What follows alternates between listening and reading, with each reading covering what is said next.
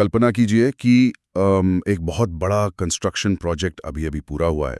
काम एकदम शानदार हुआ है और खुद सरकार कागज़ों पर यह मान चुकी है कि उन्हें काम करने वाली कंपनी को 1430 करोड़ यानी 1430 करोड़ का भुगतान करना है।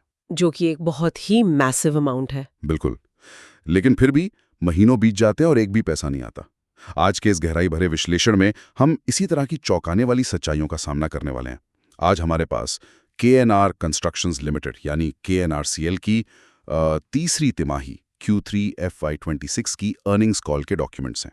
ठीक है, चलिए इसे खोलते हैं और समझते हैं। हाँ, और ये सिर्फ फाइनेंशियल नंबर्स नहीं है। वही तो। इस चर्चा का मुख्य उद्देश्य ये समझना है कि जब किसी बड़ी इंफ्रास्ट्रक्चर कंपनी को पूरे सेक्टर में छाई मंदी, अटके हुए सरकारी पेमेंट्स और जमीनी स्तर पर होने वाले भारी विवादों का सामना करना पड़ता है, तो वो सरवाइव कैसे करती है। ये विश्लेषण सिर्फ आंकड़ों का कोई पुलिंदा नहीं है, बल्कि ये इस बात की एक बहुत ही दिलचस्प कहानी है कि भारत में असल विकास कैसे और किन मुश्किलों के बीच होता है। एग्जैक्टली। देखिए, इस कहानी का सबसे अहम पहलू ये है कि ये डॉक्यूमेंट्स हमें भारत की अर्थव्यवस्था की उन धमनियों के बारे में बताते हैं जिन्हें हम सड़कें या हाईवेज कहते हैं। जो भी लोग भारत के विकास, हमारे इंफ्रास्ट्रक्चर के असली सच्चाई को समझना चाहते हैं, उनके लिए ये डीप डाइव किसी खजाने से कम नहीं है। क्योंकि सड़कें सिर्फ सीमेंट और गाड़ियों के बारे में तो है नहीं। सिर्फ कंक्रीट, सीमेंट और दामर का खेल नहीं होता।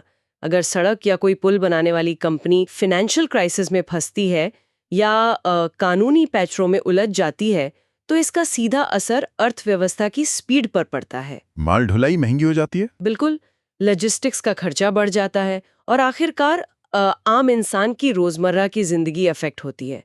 इन कंपनीज के सामने आने वाली चुनौतियां दरअसल पूरे देश के विकास की चुनौतियां हैं। यही कारण है कि कंपनी के अंदर की स्थिति देखने से पहले उस पूरी सड़क को देखना जरूरी है जिस पर यह कंपनी और दरअसल पूरा इंफ्रास्ट्रक्चर सेक्टर इस वक्त चल रहा है। अगर हम बड़े नजरिए से मैक्रो पिक्चर की बात करें तो इस फाइनेंशियल ईयर के शुरुआती 9 महीनों की स्थिति बहुत उत्साहजनक नहीं दिखती। हाँ, नंबर्स थोड़े निराश करने वाले हैं, है ना। प्रोजेक्ट्स के आवंटन में यानी कंपनीज को जो नए कॉन्ट्रैक्ट्स मिलते हैं उनमें भारी कमी आई है। डॉक्यूमेंट्स बताते हैं कि मोर्थ ने केवल 1448 किलोमीटर और एनएचआई ने सिर्फ 712 किलोमीटर का काम बांटा है। अब जो लोग इन शब्दों से वाकिफ नहीं है उन्हें बता दूं कि मोर्थ यानी ministry of road transport and highways, ये वो संस्था है जो पॉलिसीज बनाती है और तय करती है कि देश में सड़कों का जाल कैसा होगा। और दूसरी तरफ एनएचएआई है। हाँ, एनएचआई यानी national highways authority of India, जो एजेंसी असल में जमीन पर इन हाईवेज को बनाने और उनका मैनेजमेंट करने का काम करती है। तो इन दोनों ही स्तरों पर काम का इस तरह से कम हो जाना, ये तो एक तरह से अचानक ब्रेक लगने जैसी स्थिति है। मैं यही सोच रहा था। और इस ब्रेक लगने का प्रभाव बहुत गहरा होता है। किसी भी कंस्ट्रक्शन कंपनी के लिए नया काम ना मिलने का सीधा सा मतलब है कि उनके इंजन का ईंधन खत्म हो रहा है। देखिए, इंफ्रास्ट्रक्चर एक बहुत ही कैपिटल इंटेंसिव यानी भारी पूंजी वाला बिजनेस है। मशीनें खरीदनी पड़ती हैं, लेबर होती है। एग्जैक्टली। जब मशीनें बिना काम के खाली खड़ी रहती हैं और हजारों की तादाद में कर्मचारी या लेबर साइट पर बिना काम के बैठे रहते, तब भी कंपनी को उनके फिक्स्ड खर्चे तो देने ही पड़ते हैं। उन बड़ी बड़ी मशीनों की ईएमआई थोड़ी रुकती है। हाँ, बैंक तो अपना पैसा मांगेगा ही। यही वजह है कि पिछले कुछ समय से पूरे सेक्टर में एक भारी दबाव का माहौल बन गया था। डॉक्यूमेंट्स में आगे देखने पर ना फ्यूचर के लिए एक उम्मीद की किरण भी नजर आती है। बताया गया है कि एनएचएआई ने 1.5 ट्रिलियन यानी 1.5 लाख करोड़ रुपए के नए बिड्स या टेंडर आमंत्रित किए हैं। इसके साथ ही केंद्रीय बजट में कैपिटल एक्सपेंडिचर यानी कैपेक्स को 9% बढ़ाकर 12.2 लाख करोड़ रुपए कर दिया गया है आने वाले साल के लिए। ये एक बहुत बड़ा नंबर है। बहुत बड़ा। और एक और इंटरेस्टिंग आंकड़ा यह है कि फास्टैग से होने वाले टोल कलेक्शन की वॉल्यूम में 17% और वैल्यू में 12.7% की बढ़ोतरी हुई है। तो ये तो कुछ ऐसा हुआ जैसे कि कोई व्यक्ति किसी लंबे ट्रैफिक जैम में फंसा हो और अचानक उसे रेडियो पर पता चले कि बस कुछ किलोमीटर आगे एक शानदार, चौड़ा और खाली हाईवे इंतजार कर रहा है। हाँ, एनालॉजी तो अच्छी है। लेकिन मेरा सवाल ये है कि क्या बजट के या भारी भरकम नंबर्स सिर्फ कागजों पर अच्छे लगते हैं या असल में जमीन पर पहुंचकर केएनआरसीएल जैसी कंपनीज को फायदा पहुंचाते हैं? क्योंकि बड़ी बड़ी घोषणाएं तो अक्सर होती रहती हैं। मैं थोड़ा स्केप्टिकल हूं इसको लेकर। यहाँ जो सबसे हैरान करने वाली बात है वो ये कि ये पूरा सिस्टम सिर्फ सरकारी खजाने या आम जनता के टैक्स के पैसे पर निर्भर नहीं है। अच्छा, तो पैसा कहाँ से आ रहा है? असली ईंधन जो इस पूरे सेक्टर को स्पीड देने वाला है वो एक बहुत ही स्ट्रेटेजिक प्रोसेस है जिसे एसेट मोनेटाइजेशन कहा जाता है। सरकार पुरानी और चालू सड़कों को लीज पर देकर लगभग 35,000 से 40,000 करोड़ रुपए। ओके, इसे थोड़ा सिंप्लीफाई करते हैं। ये काम कैसे करता है? इसे समझना बहुत जरूरी है।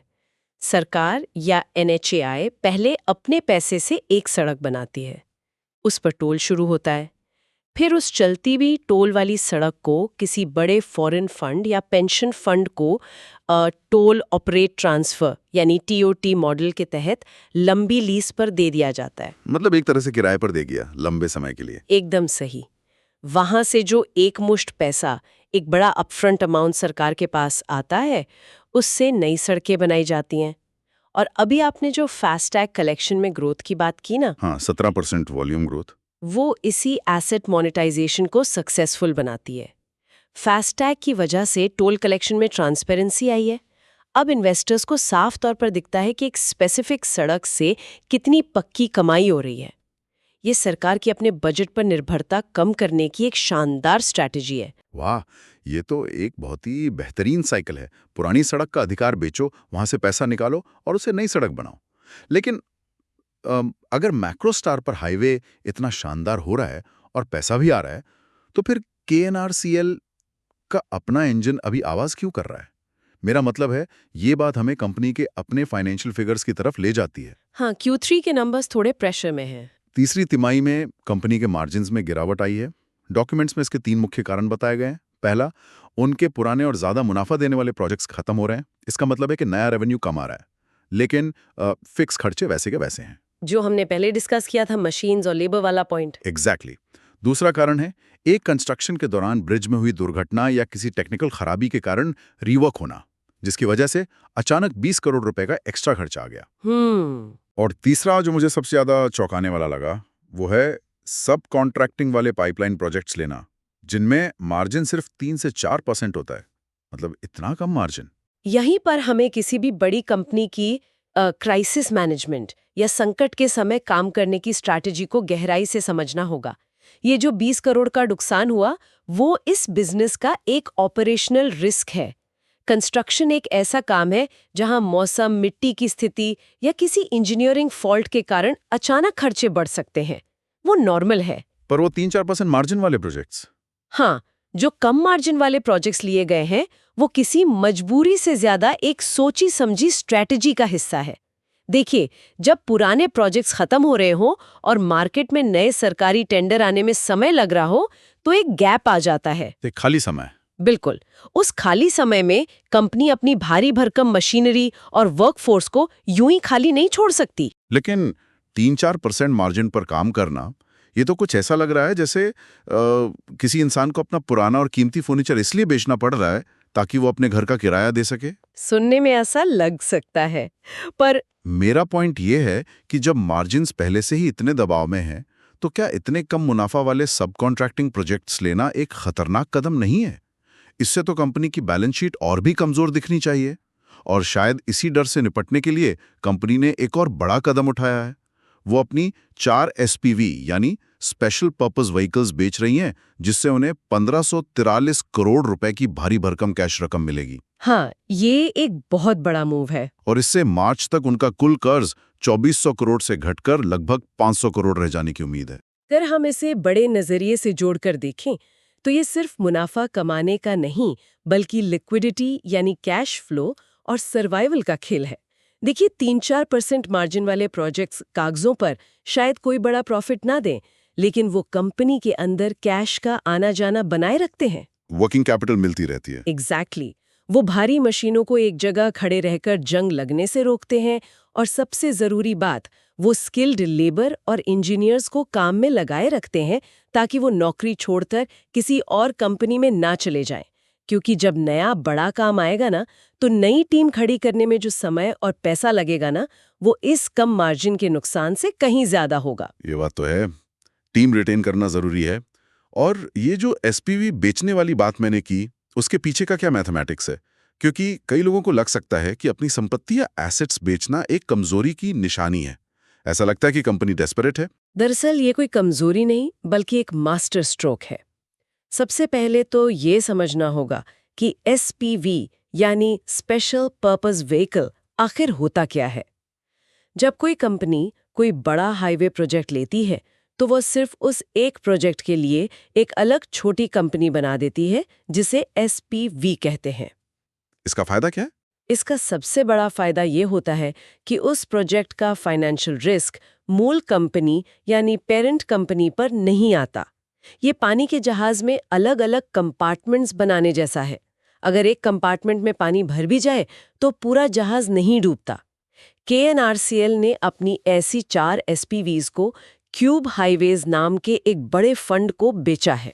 अच्छा, तो मतलब उन्होंने अपने बनाए हुए चलते प्रोजेक्ट्स को एनकैश कर लिया। बिल्कुल। 1543 करोड़ रुपए कैश हासिल करके अपना कर्ज लगभग खत्म कर देना एक बहुत बड़ी स्ट्रैटेजिक जीत है। सोचिए, जब अगले फाइनेंशियल ईयर FY28 में NHAI के वो 1.5 ट्रिलियन रुपए के नए टेंडर खुलेंगे, तब केएनआरसीएल एक बेहद मजबूत और लगभग डेट फ्री बैलेंस शीट के साथ मैदान में होगी। ओह, उनकी कैपेसिटी बढ़ जाएगी। हाँ, बैंक से उन्हें आसानी से और कम ब्याज पर गारंटी मिल सकेगी, जबकि उनके कंपेटिटर्स अपने पुराने कर्ज के बोझ तले दबे होंगे। कर्ज कम होना और बैलेंस शीट का साफ होना तो यकीनन एक बहुत बड़ी ताकत है। I agree. लेकिन बिजनेस में एक बहुत ही कड़वी स्थिति तब पैदा होती है जब आपने अपना काम पूरी ईमानदारी से पूरा कर दिया हो और दूसरों ने आपका पैसा रोक रखा हो। ये हमें केएनआरसीएल के सबसे बड़े सिरदर्द की ओर ले जाता है। यहाँ पर बात सच में बहुत दिलचस्प हो जाती है। आप तेलंगाना वाले इशू की बात कर रहे हैं? हाँ, डॉक्यूमेंट्स में तेलंगाना इरिगेशन यानी सिंचाई प्रोजेक्ट्स का जिक्र है, जहां कंपनी के 1430 करोड़ रुपए अटके पड़े हैं। जरा इस रकम की कल्पना कीजिए। जो लोग सुन रहे हैं, 1430 करोड़ रुपए, इसमें से 677 करोड़ रुपए तो सर्टिफाइड बिल्स हैं। इसका सीधा सा मतलब है कि सरकारी अधिकारी खुद आकर काम चेक कर चुके हैं और उन्होंने मुहर लगा दी है कि हाँ, काम हो गया है और पैसा देना है। और बाकी का अमाउंट? उसके अलावा लगभग 650 करोड़ रुपए अनबिल्ड हैं, जिसका मतलब है कि जमीन पर कंस्ट्रक्शन हो चुका है लेकिन अभी कागजी प्रक्रिया या बिल बनने का प्रोसेस बाकी है। मेरी समझ में ये नहीं आता कि आखिर ऐसा क्यों होता है कि सरकार खुद काम करवाती है और फिर भुगतान में इतनी देरी कर देती है। ये तो इंफ्रास्ट्रक्चर सेक्टर की सबसे बड़ी विडंबना है और स्टेट गवर्नमेंट्स के साथ काम करने का सबसे बड़ा रिस्क भी। देखिए, कोई भी कंपनी काम समय पर कर देती है। वो अपनी जेब से या बैंक से लोन लेकर सीमेंट, स्टील और लेबर का पैसा चुका देती है। मटेरियल तो उधार पे नहीं आता हमेशा। सही बात है, लेकिन जब सरकारी खजाने से पैसा निकलने की बारी आती है तो कई रुकावटें आ जाती हैं। इसके पीछे कई पॉलिटिकल और एडमिनिस्ट्रेटिव कारण होते हैं, जैसे स्टेट के बजट में अचानक बदलाव हो जाना, इलेक्शंस के कारण प्रायोरिटीज का बदल जाना, या फिर वही पुरानी लाल फीताशाही और bureaucratic red tape. Files stable से स्टेबल जाती रहती हैं। एकदम। और 1430 करोड़ रुपए जैसी बड़ी रकम का अटकना किसी भी अच्छी खासी कंस्ट्रक्शन कंपनी को बैंकरप्ट करने के लिए काफी है, क्योंकि बैंक तो अपना ब्याज मांगेंगे ही, वो थोड़ी वेट करेंगे। लेकिन इस मामले में जो इक्वेशन बन रहा है ना, वो बहुत ही स्ट्रेटेजिक और थोड़ा अलग है। हाँ, और वो इक्वेशन ये है कि कंपनी को पूरी उम्मीद है कि मार्च के अंत तक इसमें से कम 50% पैसा उन्हें मिल जाएगा। और इसका कारण क्या है? कारण ये है कि हैदराबाद शहर को पानी की सख्त जरूरत है। गर्मियां आ रही हैं। एग्जैक्टली, गर्मियों में वहां पानी का भारी संकट होने की आशंका है। और जब तक केएनआरसीएल इस इरिगेशन प्रोजेक्ट के कुछ अहम हिस्सों को पूरा नहीं करती, शहर के बड़े हिस्से को पानी नहीं मिलेगा। ये एक क्लासिक स्टैंड ऑफ है, जैसे एक तरफ प्यास से तड़पता हुआ शहर है जिसे पानी चाहिए, और दूसरी तरफ वो कंपनी है जिसने पानी का इंतजाम किया है लेकिन उसे अपना अटका हुआ पैसा चाहिए। मेरा सवाल आपसे ये है, क्या किसी भी बुनियादी जरूरत को, जैसे किसी शहर की पानी की सप्लाई को, अपनी रुकी हुई पेमेंट निकलवाने के लिए लेवरेज या दबाव की तरह इस्तेमाल करना एक समझदारी भरा बिजनेस मॉडल है? क्या ये बहुत बड़ा रिस्क नहीं है उनकी रेपुटेशन के लिए? इसे दबाव या लेवरेज कहना शायद टेक्निकली थोड़ा हार्श लगे, लेकिन अगर हम प्रैक्टिकल होकर देखें तो सरकारी सिस्टम जमीनी स्तर पर अक्सर ऐसे ही काम करता है। कंपनी ने काम तो कर ही दिया है ना, वो किसी को ब्लैकमेल तो नहीं कर रहे, वो सिर्फ अपने उस पैसे की मांग कर रहे हैं जो लीगली उनका हक है। पर पानी रोकना? वो पानी रोक नहीं रहे हैं। बात यह है कि जब तक किसी प्रोजेक्ट के रुकने से आम जनता सीधे तौर पर अफेक्ट नहीं होती, तब तक सरकारी फाइल्स की रफ्तार आमतौर पर नहीं बढ़ती। जब हैदराबाद जैसे बड़े शहर में पानी का क्राइसिस मंडराता है, तो पॉलिटिकल और एडमिनिस्ट्रेटिव प्रेशर चरम पर होता है। सरकार पर दबाव पड़ता है। बिल्कुल। सरकार को भी अच्छी तरह पता है कि अगर इस कंस्ट्रक्शन कंपनी को थोड़ा पैसा रिलीज नहीं किया गया तो आगे का काम पूरी तरह ठप हो जाएगा और क्राइसिस और गहरा हो जाएगा। इसलिए इस मामले में शहर की जरूरत ही कंपनी के लिए रास्ता खोल रही है। लेकिन मैं ये जरूर कहूंगी कि इस तरह के एक्सपीरियंस ये सिखाते हैं कि किसी एक स्टेट या एक ही तरह के काम पर बहुत ज्यादा डिपेंड रहना कितना खतरनाक हो सकता है। और शायद इसी रिस्क को कम करने के लिए कंपनी अब खुद को डाइवर्सिफाई कर रही है, यानी नए सेक्टर्स में हाथ आजमा रही है। डॉक्यूमेंट्स बताते हैं कि उनकी कुल ऑर्डर बुक अभी 8849 करोड़ रुपए की है, जो कि एक हेल्दी ऑर्डर बुक है। हाँ, सड़क निर्माण के अलावा वो अब रेलवे, खासकर हाई स्पीड रेल और माइनिंग यानी खनन जैसे नए सेक्टर्स में उतर रहे हैं। रेलवे प्रोजेक्ट्स को बेहतर तरीके से हैंडल करने के लिए तो उन्होंने बकायदा रेलवे बैकग्राउंड वाले एक एक्स सीएफओ को भी अपनी टीम में शामिल किया है। लेकिन ये डाइवर्सिफिकेशन का नया रास्ता भी कोई फूलों की सेज नहीं है। नए सेक्टर मतलब नई प्रॉब्लम्स। वही तो। डॉक्यूमेंट में साफ लिखा है कि माइनिंग सेक्टर में उनका 3,500 करोड़ रुपए का एक बहुत बड़ा प्रोजेक्ट है, जो ग्राम सभा की मंजूरी और फॉरेस्ट क्लियरेंस यानी वन विभाग की अनुमति ना मिल पाने के कारण पहले ही 8 से 10 महीने लेट हो गया है। अब आप ही बताइए, नई जगह जाकर भी वही देरी। इंफ्रास्ट्रक्चर के काम की यही तो रियलिटी है। एक कंपनी जब किसी एक सेक्टर की परेशानियों जैसे पेमेंट डिले से तंग आकर दूसरे सेक्टर में जाती है, तो वहां बिल्कुल अलग तरह की चुनौतियां उनका इंतजार कर रही होती हैं। माइनिंग के क्षेत्र में सबसे बड़ी बाधा एनवायरनमेंट और लोकल कम्युनिटीज की कंसेंट होती है। हाँ, जमीन तो आखिर उन्हीं की है। बिल्कुल। ग्राम सभा की मंजूरी और जंगल काटने की अनुमति मिलना कोई आसान कागजी काम नहीं है। इसमें पूरे समुदाय का जीवन और वहां का इकोलॉजी शामिल होता है। दूसरी तरफ अगर हम हाई स्पीड रेल की बात करें, तो वो कोई साधारण रेलवे ट्रैक बिछाने का काम नहीं है। ये एक बिल्कुल नई और हाई लेवल टेक्नोलॉजी है, जिसमें बहुत ज्यादा प्रिसिजन और एक्सपर्टीज चाहिए होती है। इसीलिए वो एक्स सीएफओ हायर किया गया है। एग्जैक्टली। इसीलिए उन्होंने एक एक्स सीएफओ को काम पर रखा है, ताकि वो इन कॉम्प्लेक्स प्रोजेक्ट्स के फाइनेंशियल स्ट्रक्चर को समझ सके। नए सेक्टर्स में जाने का सीधा सा मतलब है नई तरह की गलतियां करने का रिस्क उठाना। लेकिन लॉन्ग टर्म में सिर्फ एक ही तरह के काम जैसे सड़क निर्माण पर निर्भर रहने से ये डाइवर्सिफिकेशन कहीं बेहतर अप्रोच है। अब इस पूरे सिनेरियो में एक और एंगल जोड़ते हैं। मान लीजिए कि किसी कंपनी ने पैसे का इंतजाम भी कर लिया, टेंडर भी जीत लिया और किसी तरह एनवायरनमेंट डिपार्टमेंट से क्लियरेंस भी ले ली। क्या इसके बाद कंस्ट्रक्शन का काम आसानी से शुरू हो जाता है? जवाब है बिल्कुल नहीं। असल चुनौती तो तब शुरू होती है जब काम जमीन पर उतरता है। जमीनी हकीकत हमेशा अलग होती है। हाँ, डॉक्यूमेंट्स में चेन्नई के एक HAM यानी हाइब्रिड एन्युटी प्रोजेक्ट का जिक्र है। वहां एक ऐसे राइवल ने, एक कंपेटिटर ने कोर्ट में केस कर दिया है जो खुद टेक्निकली उस टेंडर के योग्य ही नहीं था। मतलब जो कंपनी टेंडर की शर्तें ही पूरी नहीं कर पाई, उसने कानूनी दांवपेच लगाकर पूरा का पूरा प्रोजेक्ट ही अटका दिया है। मैं ये समझना चाहता हूं कि कोई अनक्वालिफाइड कंपनी ऐसा कैसे कर सकती है, और ये HAM प्रोजेक्ट आखिर होता क्या है? सबसे पहले तो हम ये समझ लेते हैं कि HAM या हाइब्रिड एन्युटी मॉडल क्या है।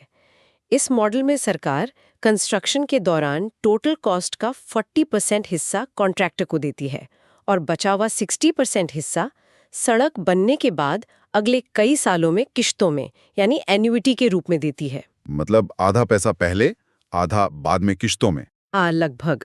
ये कंपनीज के लिए अच्छा होता है क्योंकि उन्हें अपनी जेब से बहुत ज्यादा कैपिटल शुरुआत में नहीं लगाना पड़ता।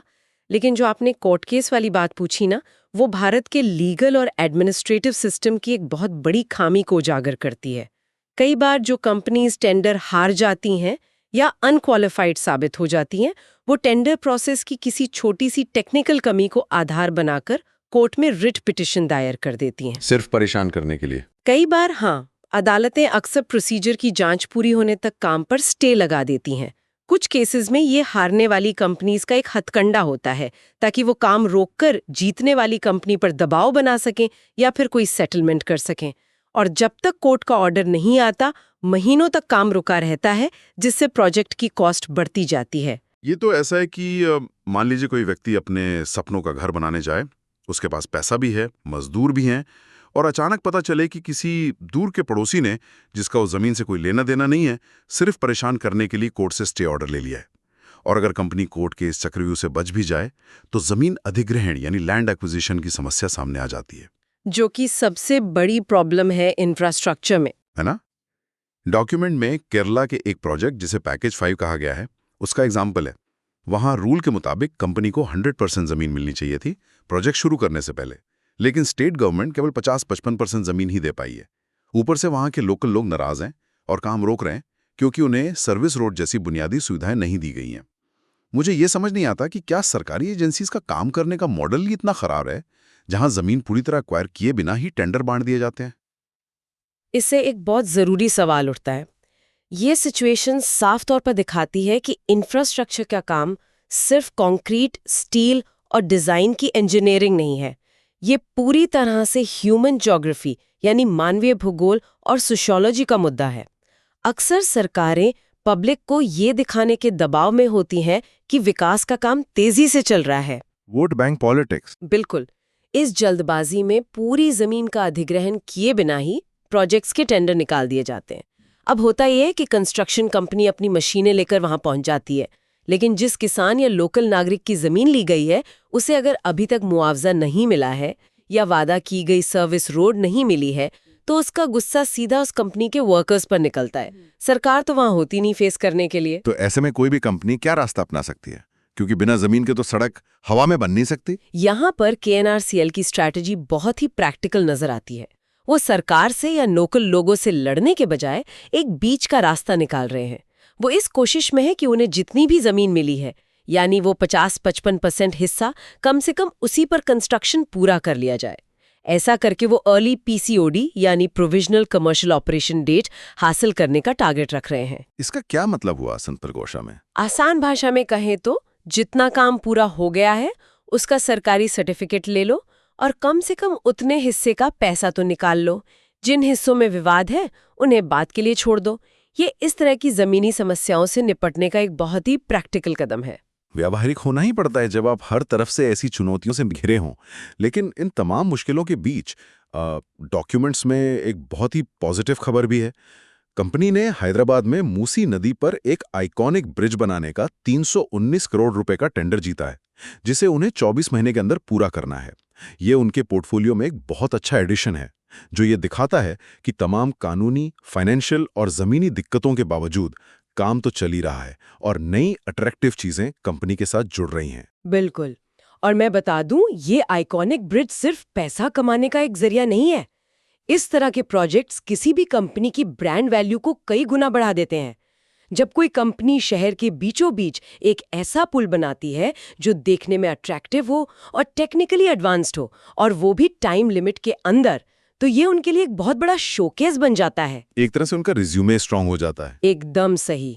भविष्य में जब वो किसी और स्टेट या सेंटर के बड़े और कॉम्प्लेक्स टेंडर्स के लिए अप्लाई करते हैं तो ऐसे प्रोजेक्ट्स का एक्सपीरियंस उनके पोर्टफोलियो को बहुत मजबूती देता है।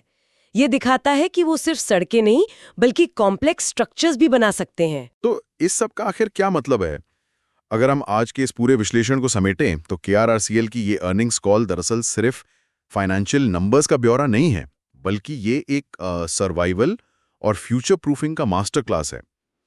जो लोग सुन रहे हैं उन्हें ये समझना चाहिए कि प्रेजेंट स्लोडाउन यानी FY 26 और 27 के प्रेशर से निपटने के लिए कंपनी बहुत ही एग्रेसिव तरीके से अपनी बैलेंस शीट को हल्का कर रही है।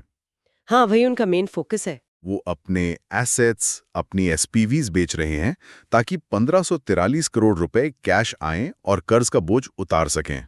वो कम मार्जिन वाले सब कॉन्ट्रैक्टिंग प्रोजेक्ट सिर्फ इसीलिए ले रहे हैं ताकि मशीनें चलती रहें और टीम रुकी रहे। अपने अटके हुए 1430 करोड़ रुपयों की वसूली के लिए वो दबाव बना रहे हैं, जहां हैदराबाद की पानी की जरूरत उनके लिए एक रास्ता खोल रही है। और सबसे अहम बात, वो सिर्फ अपने पुराने काम पर निर्भर नहीं है। आने वाले सालों को, खासकर FY 28 को एक शानदार साल बनाने के लिए वो रेलवे और माइनिंग जैसे नए सेक्टर्स की तरफ रुख कर रहे हैं। भले ही वहां नई चुनौतियां उनका इंतजार कर रही हों।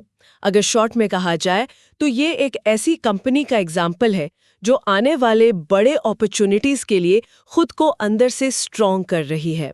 जब मार्केट में काम कम होता है तब अपने कर्ज को कम करना और अपनी फाइनेंशियल पोजीशन को साफ सुथरा करना सबसे अच्छी स्ट्रैटेजी होती है, क्योंकि बैलेंस शीट क्लीन हो रही है, जो उनकी सबसे बड़ी ताकत बनेगी आगे चलकर। लेकिन इस पूरी चर्चा से एक बहुत बड़ा और गहरा सवाल पैदा होता है, जो इस डॉक्यूमेंट के पन्नों के बीच छुपा हुआ है। जिस तरह से तेलंगाना में कंपनी के 1430 करोड़ रुपए अटके हुए हैं, या केरला में सरकार समय पर जमीन नहीं दे पा रही है, ये सिर्फ केएनआरसीएल की समस्या नहीं है, ये पूरे देश के इंफ्रास्ट्रक्चर सेक्टर की कहानी है। अगर स्टेट गवर्नमेंट्स इसी तरह कॉन्ट्रैक्टर्स का पैसा सालों तक अटकाती रहीं और जमीन का पूरा इंतजाम किए बिना ही टेंडर निकालती रहीं, तो क्या आने वाले समय में बड़ी और सक्षम private construction companies state level projects का पूरी तरह से बॉयकॉट कर देंगी? ये एक वैलिड डर है ना? क्या वो ये तय करें कि वो सिर्फ सेंट्रल गवर्नमेंट और एनएचएआई के प्रोजेक्ट्स ही लेंगी, जहां पैसा सेफ है और रूल्स क्लियर हैं? और अगर सच में ऐसा हुआ तो भारत के रीजनल और लोकल डेवलपमेंट का क्या होगा? क्या हमारे स्टेट और छोटे शहर अच्छे इंफ्रास्ट्रक्चर के लिए तरसते रह जाएंगे, सिर्फ इसलिए क्योंकि उनका एडमिनिस्ट्रेटिव ढांचा कंपनीज को भरोसा नहीं दे पा रहा है? ये एक ऐसा विचार है जिस पर सिर्फ कंस्ट्रक्शन कंपनीज को ही नहीं, बल्कि हर उस व्यक्ति को सोचना चाहिए जो देश के विकास की परवाह करता है। आज के इस गहराई भरे विश्लेषण को हम इसी सवाल के साथ यहीं विराम देते हैं। इस पूरे मुद्दे पर सोचने के लिए और इसे और समझने के लिए बहुत कुछ है।